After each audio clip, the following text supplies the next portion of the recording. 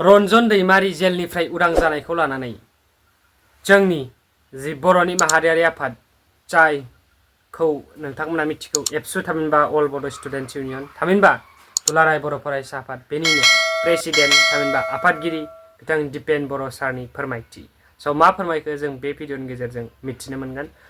खुलुमबाय लोगोफोर, नोंथांमोन साफ्रोमखौबो आंनि इउटुब चेनेलनि गोदान भिडिअ फिन खेबसेबाव गोसो गोथारै बरायनानै लाग्रोबावबाय। आई होप नोंथांमोना इसोरनि अननायाव मोजाङैनो दं आरो आंबो बे समाव मोजाङैनो दं। नोंथांमोननि थाखाय मोनसे आपडेट लानानै फैलायबाय, अननानै आपडेटखौ जोबजासिम नायलांदो। जायफ्रा चेनेलाव फार्स्ट टाइम भिजिट खालामदों चेनेलखौ साबस्क्राइब आरो भिडिअखौ लाइक खालामनानै फैबाय थानाय समाव भिडिअ बानायनो थुलुंगा होलांगोन होननानै मिजिंथिबाय आरो भिडिअखौ जेसेबांनो एसेनो शेयार खालामनानै हो जाहाथे बयबो बर' रायजो राजाफ्रानो नुनो हायो आरो भिडिअखौ फुल नायजोब बेनि उनाव कमेन्ट हरनो दाबाव। जानाय केस बियो आलादा मोनसे केसमोन। बेयाव दिनै बिथांमोनखौ माने दाय गैयै होननानै फोसावबाय आरो बियो मोनसे सिगनिफिकेन्ट जाजमेन्ट, बेयो मोनसे हिस्ट्रिक जाजमेन्ट। दा बेखायनो गुबुन गुबुन केसफोराबो बेबायदिनो रेहाय बा बे केसखौ फोजोबनायनि थाखाय बेबस्था लानांगौ आरो मैयानि जि लेन्डमार्क मोनसे जाजमेन्ट बियो जोंनि फैबाय थानाय समाव सुप्रिम कर्टआव जानो गोनां केसआव जथेस्थ' पजिटिभ मोनसे माने रिमार्क बा पजिटिभ मोनसे नोट लाबोगोन होननानै जोंहा आसा दङ।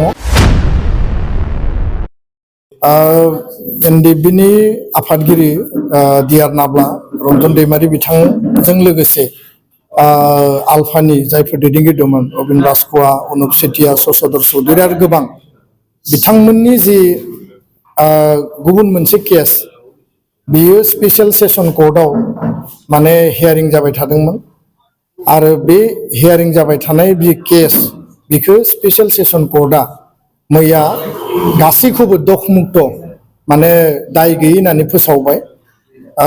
सिबिआइ कर्टनि बा सिबिआइ आदालतनि जि सिबिआइ केस बेयो दाबो रनजन दैमारि आरो गुबुन सा 6 बिथांमोननिया दाबो सोलिगासिनो दङ आरो बेखौ सुप्रिम कर्टआव पिटिसना बा हियारिंनि थाखाय जों नेनानै दङ। दाख्लै जानांगौमोन खिन्थु गोदान माने चिफ जास्टिस अफ माने इन्डिया सुप्रिम कर्टनि चिफ जास्टिसआ सोलायनायनि थाखाय बे डेटआ एसे दा माने दोरोददों, गोदान डेट फैगोन।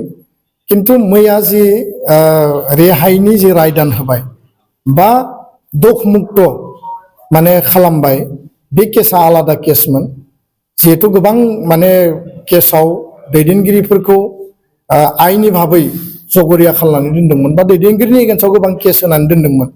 मालाबा जों टाटा केस नुदों, मालाबा सिबिआइ, मालाबा एनआइए, मालाबा गुबुन गुबुन अपारेशन इउनिटनि गोबां केसफोर दङ आरो बे मैयानि जि दखमुक्त जानाय केस बियो आलादा मोनसे केसमोन। बेयाव दिनै बिथांमोनखौ माने दाय गैयै होननानै फोसावबाय आरो बियो मोनसे सिगनिफिकेन्ट जाजमेन्ट, बेयो मोनसे हिस्ट्रिक जाजमेन्ट आरो बेखायनो जोङो supreme court of India, Bharat सरकार आरो जायफोरो आइनि भाबै बे केसखौ डिल खालामदों जोङो खावलायगोन जे जिहेतु मैया दाय गैयै होननानै फोसावबाय, भार्डिक होबाय, दा बेखायनो गुबुन गुबुन केसफोराबो बेबायदिनो रेहाय बा बे केसखौ फोजोबनायनि थाखाय बेबस्था लानांगौ आरो मैयानि जि लेन्डमार्क मोनसे जाजमेन्ट बियो जोंनि फैबाय थानाय समाव सुप्रिम कर्टआव जानो गोनां केसआव जथेस्थ' पजिटिभ मोनसे माने रिमार्क बा पजिटिभ मोनसे नोट लाबोगोन होननानै जोंहा आसा दङ।